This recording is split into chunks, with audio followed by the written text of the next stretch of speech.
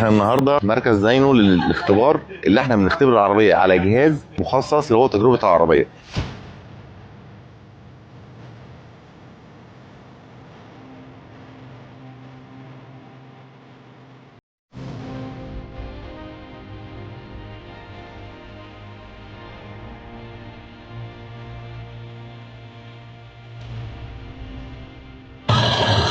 طبعا ريزويل 5 اللي هو ارض 800 اهو، التغييرات بتاعته كلها.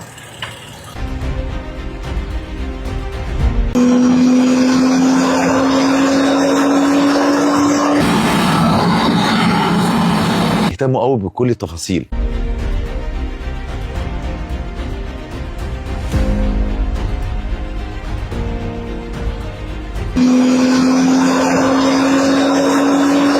هو طلع ماشيه بيها لمده 10 دقائق عشان يتخلط التي سي ام مع الزيت، وجي تاني حطها على الجهاز عشان يبدا اللي هو يختبر، عشان الاجهزه لازم هي اللي بتقرا معاه خط الرفيع الاحمر ده طبعا بدون حمل للعربيه، فطبعا قرا معانا وبدا يزيد معانا في الخط العريض الاحمر اللي فوق منه، زاد معانا حوالي 10 هورس باور.